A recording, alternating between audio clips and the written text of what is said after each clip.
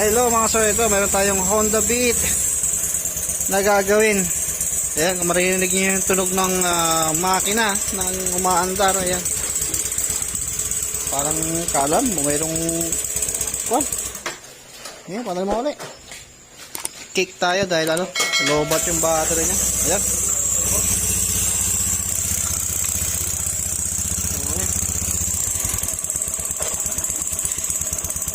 ayan yung tunog ng makina nya mga sir.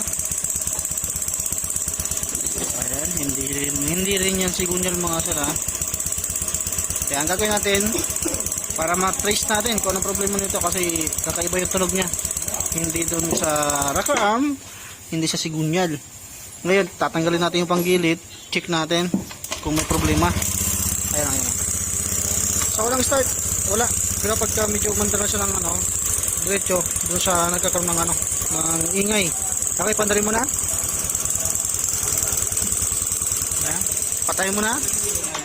At buksan mo yung panggilid, check natin kung ano yung problema nito.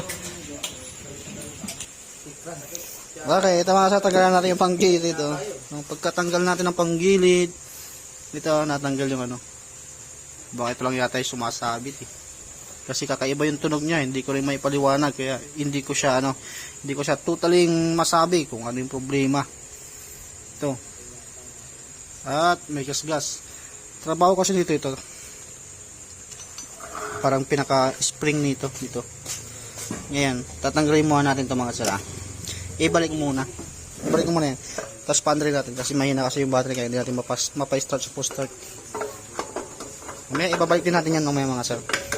I-try lang natin pandrin kung mawawala yung ingay, kasi kakaiba yung tunog niya. Tapos sa gilid-gilid lang muna, kasi tatanggalin mo lang din ulit. Tapos sa isa sa unahan.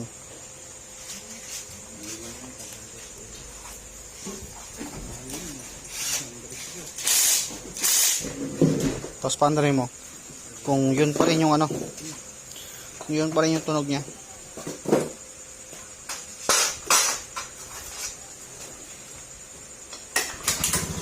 Oh, wala nang tunog. Yun lang. Ha? Change all na lang. Ang alin? Change all na? Pababa natin makina? Kasi hanapin natin ng sira. Ayun, nawala yung tunog niya mga sir. Dahil ito sumasabit dun sa sumasabit dun sa drive page niya. Pero ibabalik natin to kasi laking tulong nito sa sa pinion gear. Okay, patayin natin. Balikan natin yun. Ibalik mo na. Wala kasing grasa kaya nalalaglag yan. Pero kung may grasa yan, di kaya kung tama yung paglalagay niyan. Ha? Sama mo na dito. Tingin ka natin. Kaya naman punta ko. Wala na akong pala nahulog.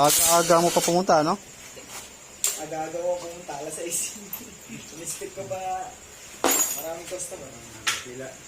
Mahaba pila.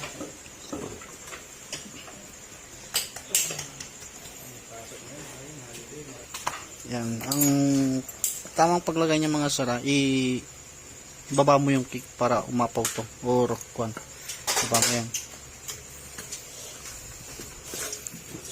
Yan, i-down nyo lang yung kick start, kasi isa ito mga sir sa napaka-importante, dapat nalalagyan or na-apply ng grasa lagi ito tuwing maglilinis ng panggilid.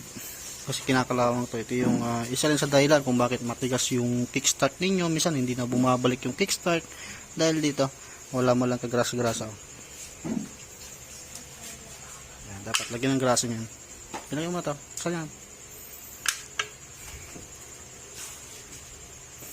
Saka pala nabali na rin pala dito. Pinaka-stopper niya. Yan, nabali na pala. Wala na ako. Sige. Pag ganyan mo yan. Ang posisyon niya ganyan. Ilagay mo sa loob. Kaso baka malaglag din to. Baka malaglag din to. Wala nang clip. Wala na yung pinaka-stopper ng mo. Ito, dito. Putol. Putol na. Dito. Malalaglag din to. Kahit wala ikabit to, o di kaya. Bumabalik naman yan. Bumili ka na ng bagong motor. Pwede. Yan, lagyan natin grasa. Sumasabay naman yung mga sir kapag once na kick-start mo, babalik at babalik pa rin yan. Basta importante may grasa. Wala na stopper dito, putol na. Stopper. Parang ganito, yung puntil. Ayun boss. Yung ano muna, washer. Unahin mo muna yung washer niyan. Lagay mo na doon sa loob. Lagyan mo grasa para dumikit. Yan, lagyan mo grasa doon.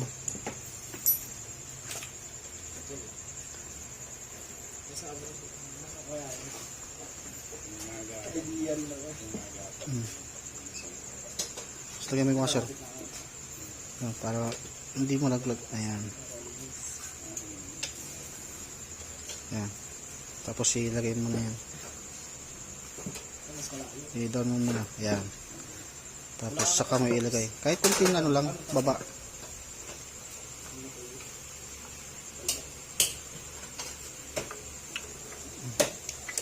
May kung kasi dapat ginaganyan mo yan. Yan.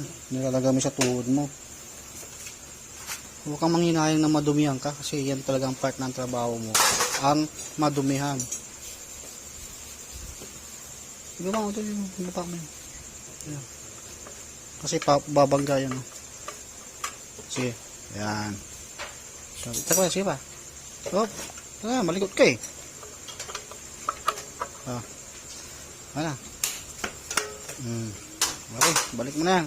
O maghuhugas pa yan. CVT cleaning mo na yan. Diretso. Yan. Tapos na. Dahil lang doon. Kaso di natin na ibalik din. Dahil malalaglag din yun. Dahil wala na yung pinaka-stopper ng spring niya.